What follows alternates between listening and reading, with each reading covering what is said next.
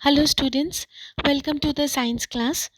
Yesterday, we had started the chapter Animal Adaptation, in which you had learned about the terrestrial adaptation as well as the aquatic adaptation. Today, we will learn about something more. Okay, so let's see what are we going to learn today.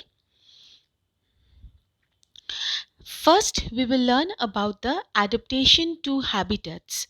Habitat means already I had said that is it is the area or the place where the animals or the plants live. Now, according to the place where they live, they are grouped into several classes. Say here you can see by the diagram, by the picture, polar bear is staying in the poles as well as in the cold habitat, as well as the desert camels are living in the desert with a lot of sand, that is in the warm habitat. So from here we can understand that animals can live either in the land or a cold climate, or in the winter climate, or in the very hot climate, and where they live, it is exactly the place where they are best suited or they are adjusted, or to be in one word, it is said they are adapted. Now, first one is the amphibians. Now, what do you mean by amphi? Amphi word means both. That means the animal which can live both on land and in water. So they are neither terrestrial, they are nor aquatic, but they are amphibians, that is they can survive in both the environment, that is in the terrestrial and in the aquatic. So they have the limbs that are suitable for moving on both land and in water. Obviously they stay in both the places. So if their adaptation is not like this, then though they will not be able to stay in any one of the environment. Okay, so to live any one of the environment, they have a peculiar type of limb which is adjusted with both the land as well as in the water. Now they can breathe with the help of the lungs and also with the help of the moist skin. Okay, so what can be the examples? The frog, the toads, the newts, the salamanders, different types, these are all known as the amphibians. Okay, next one we can say these are about the category of arboreal animal. Arboreal means these animals, they spend most of their time, or they live most of their time on the trees, so they are known as the arboreal. Okay, a very good example here you can see these animals, these are perfectly arboreal animal because their lifespan entirely, most of the time, that is 99% of their time, are spent in the tree.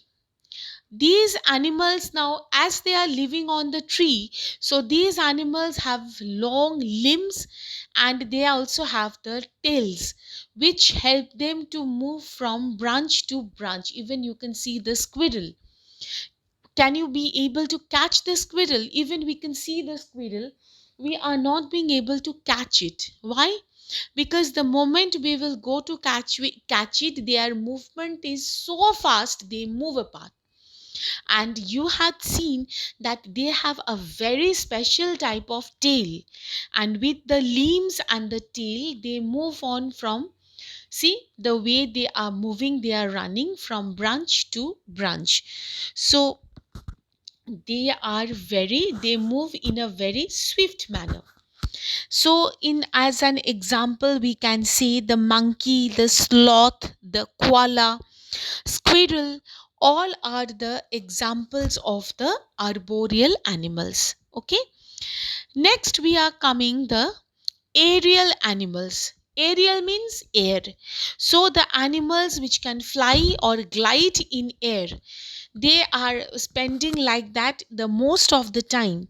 So they're known as the aerial animals. Okay, these animals are called aerial animals. Now, what can be the example? Yes, yes. This you can identify. What is it? Yes, the bat.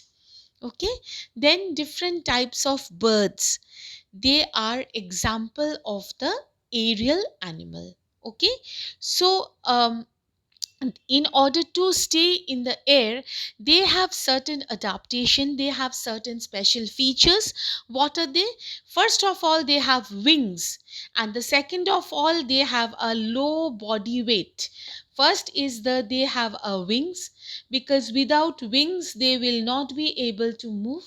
And the low body weight, if they are very fat, they will not be able to fly with the help of the wind. That is very natural. Even you can see the birds, they are so light. It is said that, or it is the fact that in the birds bones are very lightweight, they contain air. Okay, later on you will learn, don't worry.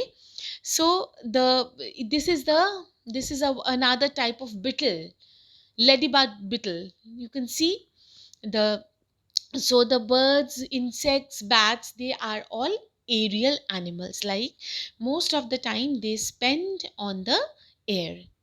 Now, here a very interesting fact I'm going to share with you, that is, reptiles were the first animals to live completely on land. They are completely living on land, because before reptiles, all the animals, they used to live in water, most of them, and or in amphibian, they live both in land and in water. So reptiles was the first one who have the ability to live on the land completely. Okay, so see, the Bornean orangutan, or the old man of the forest, is the largest animal that lives on trees. Why they are called the old man of the forest? Because see the feature, they are look like, okay, they are looking like the old man. But interestingly, it is said that it is the largest animal that live on the trees. See, this is the Bornean orangutan. Why Bornean? Because they are found in the Bornean area. Okay, so this is, they have another name which is known as the old man of the forest, and they are the largest animals that live on trees. Okay, so today we had learned about the amphibians, and also we had learned about the adaptation according to habitat. In that category, we had learned about the amphibians, then we had learned about the arboreal animals, then we had learned about the aerial animals. Okay, in the next class again you will learn about some of the more interesting topics.